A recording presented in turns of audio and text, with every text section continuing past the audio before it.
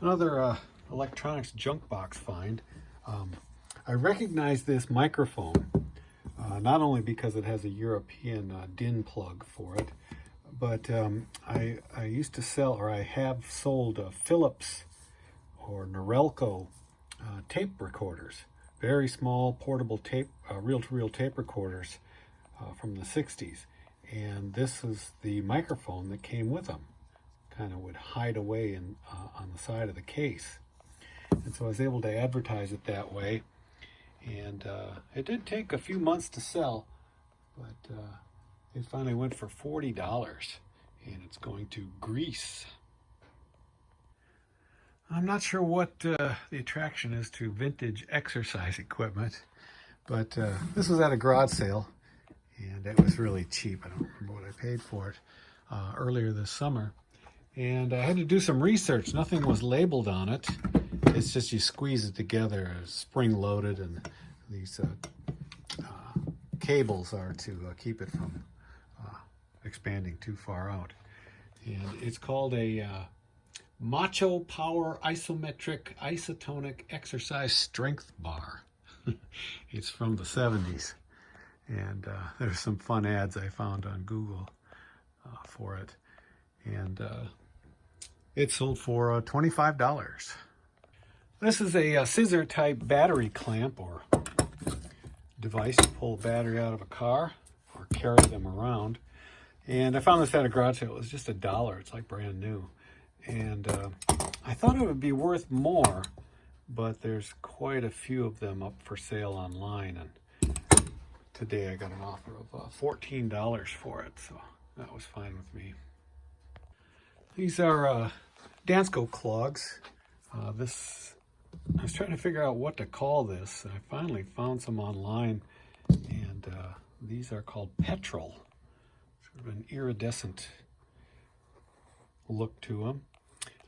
And these were in great shape and just really cheap. Otherwise, I usually don't go for Danskos much anymore. But there is some good profit. I gave them the twist test, and they didn't suffer any fractures in the soles. And these sold for $40. The end of the week was a little slow, so it's nice to get a sale like this. This is the second of two Pioneer SX780 receiver amplifiers that I bought a month or so ago. Sold the first one for $575, and then after doing a little service work, replacing a few light bulbs in this one, it has now sold for $575. It's kind of weird. The guy bought it on Friday night. Actually, it was bought, and then I immediately got a cancellation order. I went, oh boy.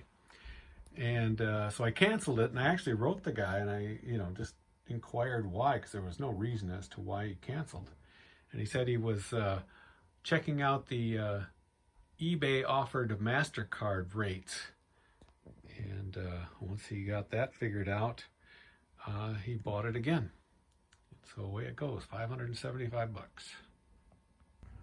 This is a wall telephone from the late 40s, made through the early 50s by Kellogg. It's kind of a unique phone. It's got what's called a red bar, the receiver hook switch. I picked this up at an auction quite a while ago, and it was sitting in a box because I thought I'd clean it up more. But I got around to putting up some other phones, so I just dusted it off.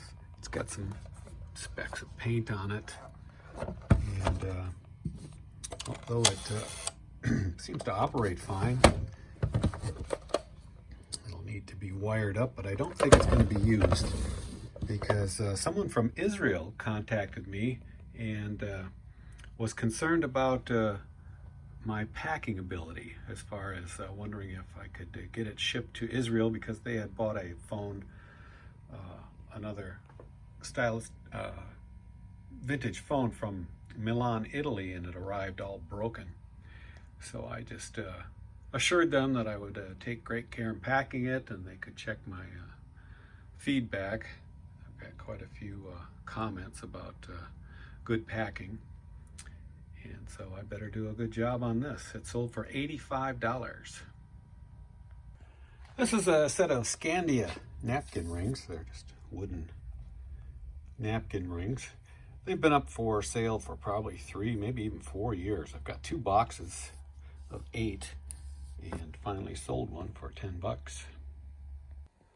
Another Panasonic ATrack cartridge player deck sold to hook up to your amplifier. Just did a regular cleaning, new belt on it, things like that. And it sold for, let's see, $165, which is quite a bit for one of these smaller units. It just plays, it doesn't record. But the ATrack hobby is kind of interesting. The main problem with the cartridges is that the splice, the foil splice, will break, and these little pads, backing pads, will be worn out, missing, or sometimes they're foam pads and that foam is disintegrated. So these have to be properly maintained, and the reason these age so poorly is because ATracks were basically invented to make your tapes portable to use in the car. And so your tape sat in the car in the heat and the cold and just basically wore out. Again, this sold for $165. Now this is a hat that came along in a box lot.